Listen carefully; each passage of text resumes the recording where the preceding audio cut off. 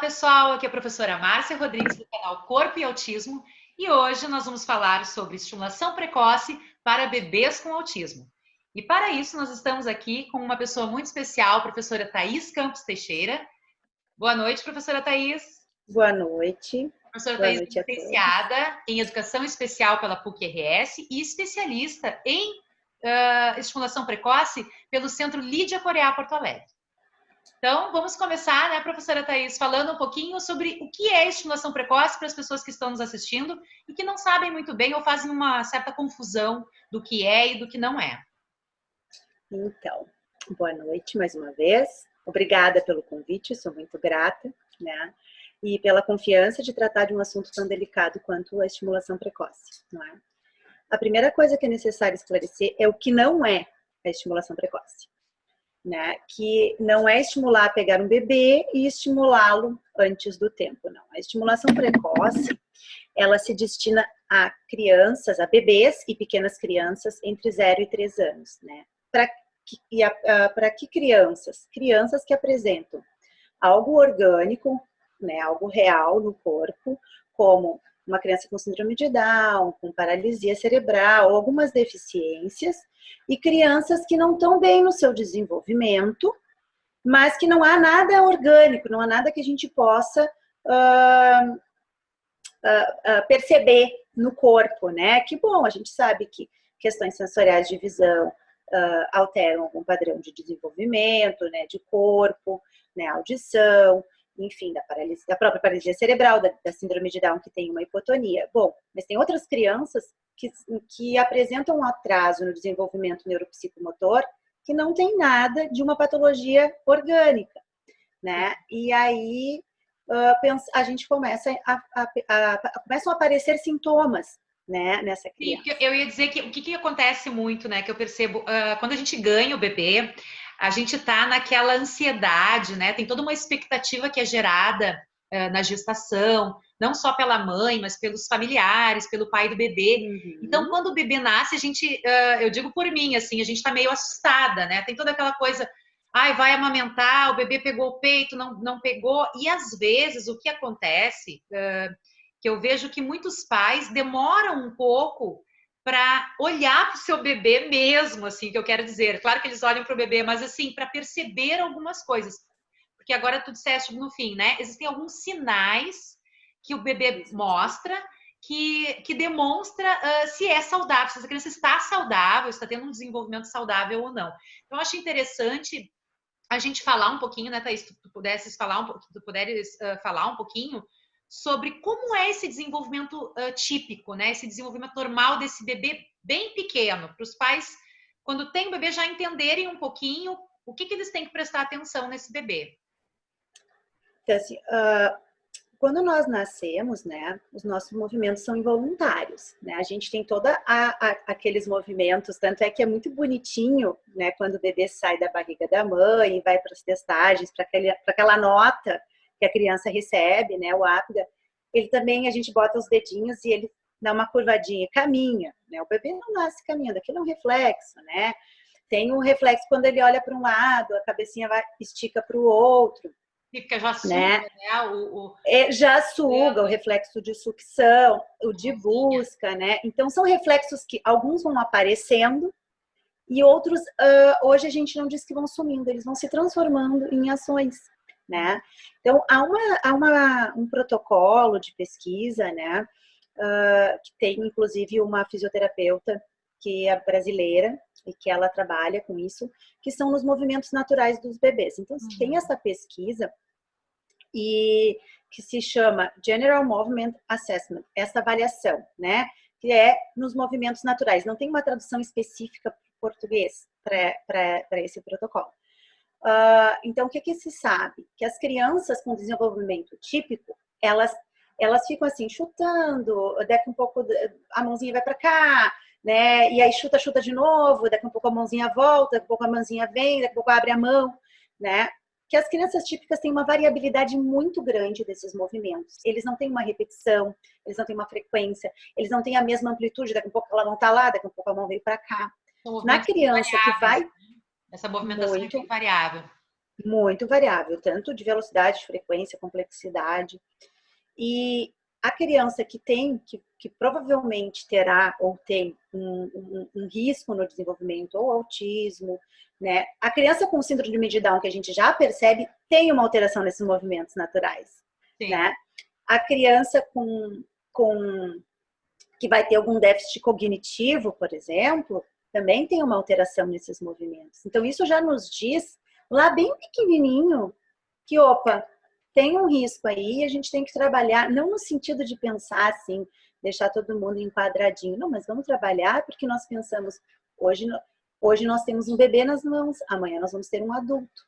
E tem que ser um adulto que tenha uma vida, uma qualidade de vida, uma condição de independência e autonomia, que não necessite para a vida toda da outra pessoa. Então, as intervenções, elas têm que ser pensadas e adequadas para uma melhor qualidade de vida de todos, né? E então, pensando nisso, que eu falei das crianças com autismo não terem esse padrão alterado, uma das coisas que depois a gente vai vendo no desenvolvimento é o engajamento do olhar. Sim, pessoas dizem, falares um pouquinho do vínculo, né? Dessa resposta do bebê, como é que é essa resposta do bebê? Mas tudo passa pelo corpo, né? Isso é uma coisa que, bom, nós nos conhecemos há 11 anos e eu sempre digo, tudo começa lá no corpo, né? E aí começa como esse vínculo, né? Quando a mãe pega o bebê, por exemplo, um bebê que está responsivo, que tá um bebê que está indo bem, ele se aconchega na mãe, né? Ele busca o seio da mãe, ele brinca, né? Ele bota a mãozinha, depois com o tempo vai botando a mãozinha na boca, a mãe beija e diz, ai, que mãozinha bonitinha, que não sei o quê. Ele ainda não sabe muito bem, mas aquilo é muito gostoso para ele. Para algumas crianças, aquilo não é tão gostoso. E assim, né, que a gente diz, né? A mãe faz exato. Ai, que a gente fala bonitinho, ai, que coisa mais querida, meu amor, né?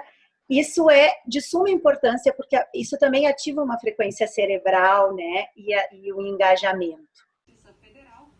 Oi, meu amor, por que tá triste?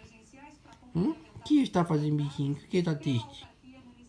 Biquinho, faz biquinho, faz. De tristeza, faz tristeza. Faz biquinho de tristeza, faz biquinho de tristeza. Meu... E aí, de novo, eu vou dizer, tudo pelo corpo, né? Pensando no corpo e autismo.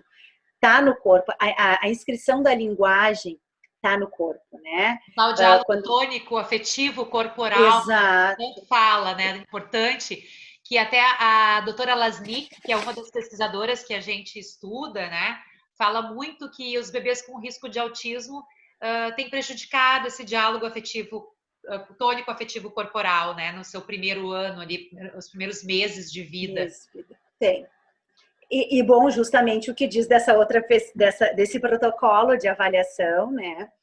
E então, assim, quando um bebê, a Nasnik mesmo diz, se dá a comer, né? Quando ele se oferta para a mãe, e que é muito bonitinho, e eu gosto muito do exemplo do pé, né? Tá trocando a fralda, e isso é tão importante, a troca de fralda, assim, desse momento, ser um momento prazeroso, de tu conversar, não ser assim, peguei, fez xixi, fez cocô, troquei e larguei. Não, a gente brinca e conversa com esse bebê, a gente diz, nossa, não, vai ter que tomar banho, e vai brincando e vai pegando o pé e brinca, vou comer esse pezinho, parece um pãozinho, não sei, e faz toda essa brincadeira, lá pelas tantas, e a criança faz um movimento reflexo, porque ela tá ali, e a mãe, né, que a gente brinca com a loucura materna, né, a gente olha e diz, tá me dando o pé, o cérebro da mãe entendeu assim, e ela pega de novo aquele pé, e aí aquele movimento que era só um movimento assim, com o tempo vai virando uma brincadeira mesmo. Ele dá o pé, a mãe faz que come, depois vira o chulé, e ele recolhe o pé, né? Daqui um pouco a mãe dá o tempo, e ele entrega o pé de novo, até que a brincadeira de uma certa forma cessa, né? Porque não existe isso. Na criança com desenvolvimento atípico, isso acontece pouco ou não acontece. E aí o que acontece? Inconscientemente a mãe, e aqui eu quero falar, quando eu falo mãe, é quem desempenha essa função, né? Acaba desistindo. Às vezes quem desempenha essa função é a avó, às vezes a babá, às vezes a mãe, né? Uma tia, enfim, o pai, né? Mas aí o pai cuida, né? E aí acaba tendo essa falta de investimento. Aquele comportamento do bebê já não é reforçador para a mãe e os tempos são diferentes, por exemplo. Porque a gente sabe que o cérebro de uma criança com autismo, ele funciona diferente do cérebro de uma criança neurotípica. Então, por isso, assim, a gente precisa de ter todo esse entendimento de vínculo, de como que se estrutura, para poder ofertar de uma forma lúdica e não mecânica, né? Através do brincar, porque a gente brinca Natural, o tempo inteiro. né? Porque às vezes esse bebê é hiporresponsivo, né? Ou seja, ele não sente tanto toque. Então, às vezes a mãe precisa fazer mais, né? Uma pressãozinha. Uma pressão maior, para que essa criança sinta realmente e se sinta acolhida, né? E se sinta acariciada, tocada, né? Exatamente. E uma outra coisa, quando eu ia falar sobre o olhar, né? Tem esse mito que criança com autismo, adulto com autismo não olha, né? Na verdade, a maioria olha, né? Tem uma pesquisa que fala sobre isso, né? A maioria olha. A questão é o tempo desse olhar. Alguns realmente negam e não olham. E por que o olhar é importante, né? Vamos pegar o vínculo, fazendo uma vinculação com o teu vídeo anterior sobre imitação, sobre neurônio espelho, justamente por isso. Tá na descrição, vou deixar o link na descrição desse vídeo. A imitação, as crianças com autismo, elas têm essa dificuldade, né, de imitar os neurônios espelhos, né? Então, a gente tem que trabalhar. E como é que a gente aprende? Olhando, prestando atenção e imitando. Ao longo da nossa conversa, né, a Márcia depois a gente vai vendo alguns vídeos, né? Então, a gente aprende todo tipo de imitação. Uma criança que está indo bem no seu desenvolvimento, ela prefere o rosto humano, bem pequeno, né? Tem um caso de uma menina que ela estava no berço e a mãe fez uma experiência, colocou uma boneca. Ela percebeu aquele rosto da boneca como sendo alguém. E essa criança começou a balbuciar, a conversar com a boneca. Mas a boneca não respondia. E aquilo foi criando uma angústia na criança até que ela começou a chorar, né? E é uma criança que tem um desenvolvimento típico. Mas isso nos mostra o quê? O quanto é importante esse investimento, né?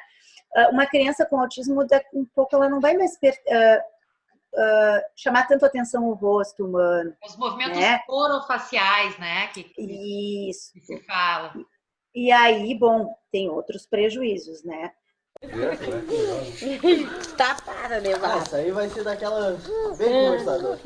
Vai ser conversadeira. Não tem que ficar. Não. Obrigada aos bebês e suas famílias que tão gentilmente nos cederam os seus arquivos pessoais. E este vídeo, então, continua em uma segunda parte, onde a professora Thaís Campos Teixeira continuará falando sobre a estimulação precoce de bebês e pequenas crianças com risco de autismo.